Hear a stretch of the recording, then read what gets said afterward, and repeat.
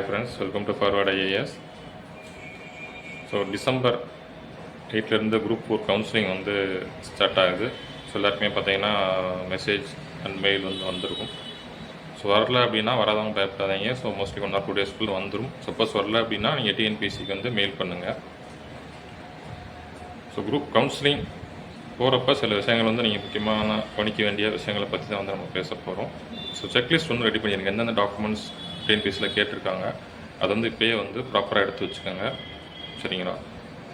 So எந்த ஒரு document வந்து மிஸ் பண்ணிடக்கூடாது. அவங்க என்னென்ன டாக்குமெண்ட் கேட்டிருக்காங்களோ எல்லாமே வந்து ப்ராப்பராக வந்து எடுத்து வச்சுக்கோங்க. ஸோ உங்களுக்கு ஒரு டேட் வந்து டைம் வந்து அவங்க ஃபிக்ஸ் பண்ணியிருப்பாங்க. ஸோ முடிஞ்சால் உங்களுக்கு சொல்லியிருக்க டேட்டுக்கு முதல் நாளே அங்கே போய் நீங்கள் தங்குறது பெட்டர். சரிங்களா? கம்பல்சரி கிடையாது. போனீங்கன்னா என்னென்ன ப்ரொசீஜர்ஸ் இருக்குது, கவுன்சிலிங் எந்த மாதிரி ப்ரொசீஜர் ஃபாலோ பண்ணுறாங்க அதை பார்த்துட்டிங்கன்னா நீங்கள் போகிற அன்றைக்கி ரிலாக்ஸாக போகணும். பதட்டம் இல்லாமல் ரிலாக்ஸாக போகணும். ஸோ அதுக்காக ப்ரீவியஸாக போனால் பெட்டர். சப்போஸ் மதியம் சொல்லியிருக்காங்க அப்படின்னா நீங்கள் காலையிலேயே போயிட்டீங்க அப்படின்னா நீங்கள் அந்த என்னென்ன ப்ரொசீஜர் ஃபாலோ பண்ணுறாங்க அப்படின்றத நீங்கள் பார்த்துக்கலாம். ஸோ அது வந்து உங்களுக்கு ஹெல்ப்ஃபுல்லாக இருக்கும். ஸோ அடுத்ததாக பார்த்தீங்கன்னா எந்தெந்த டிபார்ட்மெண்ட் செலக்ட் பண்ண போகிறீங்க அப்படின்றத வந்து நீங்கள் வந்து செலக்ட் பண்ணி வச்சுக்கணும். ஒரே ஒரு டிபார்ட்மெண்ட் மட்டும் செலக்ட் பண்ணி அதை நம்பி போகக்கூடாது.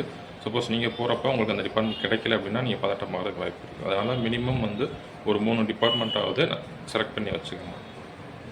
ஸோ அந்த டிபார்ட்மெண்ட் பற்றி தெரிஞ்சுக்கோங்க.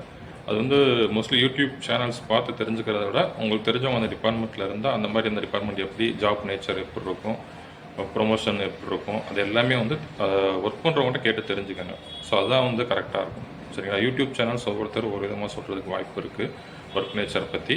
ஸோ அதனால் சப்போஸ் உங்களுக்கு தெரிஞ்சவங்க இல்லை உங்கள் ஃப்ரெண்டுக்கு தெரிஞ்சவங்க யாராவது அந்த டிபார்ட்மெண்ட்டில் ஒர்க் பண்ணுறாங்க அப்படின்னா அவங்கக்கிட்ட நேரடியாக வந்து கேட்டு தெரிஞ்சுக்கிறது வந்து பெட்டர். ஸோ மினிமம் 3 டிபார்ட்மெண்ட்டாவது நீங்கள் செலக்ட் பண்ணி வச்சுட்டு கவுன்சிலிங் போங்க. அது வந்து உங்களுக்கு ரொம்ப ஹெல்ப்ஃபுல்லாக இருக்கும். So all the best friends. எதுவும் டவுட் இருந்தால் கமெண்ட்டில் மென்ஷன் பண்ணுங்கள். தேங்க்யூ.